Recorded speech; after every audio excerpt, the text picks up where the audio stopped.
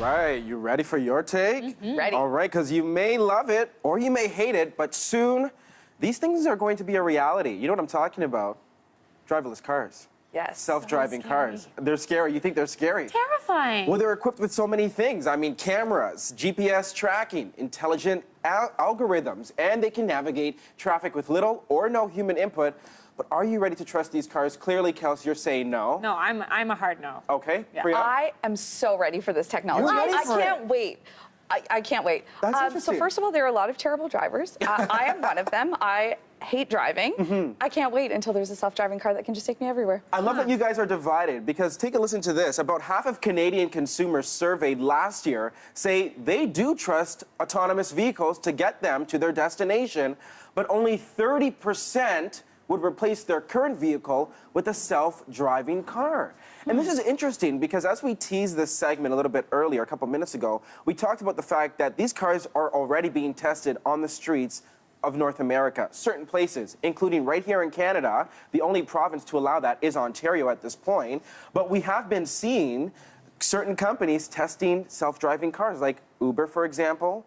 BlackBerry has been testing. Now, there are rules in place where you still have to have a driver who has a certain license to be monitoring what's going on. But we're seeing To these take over vehicles- if something goes wrong. If something goes wrong. Right. If. But you're still not a fan of this. No. I think the only way I'd be full on board is if every car was autonomous or self-driving. I feel like having the mix of self-driving cars and then people behind the wheel is just a recipe for disaster. Okay. Well, it's interesting. Let's look at some of the pros and the cons, shall we? Yes. Because maybe that might change your mind, or maybe that might reverse your mind, Priya. Yes, that's true. Okay, I'm ready. So the Conference Board of Canada, they actually estimate right now across this nation, every year there are nearly 2,000 road fatalities. So that's many lives that are lost.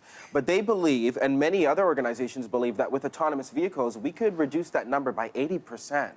Wow. 80%. So that's about 1,600 lives that could potentially be saved because you won't have that human error that you have That's a big with pro. people driving cars. Well, now I feel very bad for not being on board with it. And there's an economic number as well. I mean, some people like numbers, and they estimate that there could be $65 billion worth of savings. Where does that coming from, you ask? That comes from less idling for gas costs, but also emergency services costs when you have to attend those emergency situations. Right. You're paying less people to do that. Cleanup costs and everything that's involved with that. So there's a ton of money that can be saved with less accidents as well. And then there's also the policing aspect. Right. So think about all the resources that go into issuing traffic tickets and monitoring, bad drivers. Those police resources could be shifted to maybe fighting other types of or forms of crime. So this is what advocates are saying are the benefits of these self-driving cars. But those are the benefits. Not everything is rosy. Yeah, there's got to be some cons. And Kelsey, you pinpointed one of those. One of the things is that to make this work, to make accidents happen less, you have to have this technology be well adopted in society. So if only some people are adopting it and you still have humans driving cars, you're still gonna have that human error. So that's a big thing that people pinpoint. But also the security. I mean, these are being handled by a machine, and hackers are smart. So take into that, anything can happen, and that's the fear that many people have, that what if they hack into the technology and people take a hold of your car? And you can't even control that anymore because somebody else from wherever is controlling your car. Okay, that's a bit scary, yes. For sure.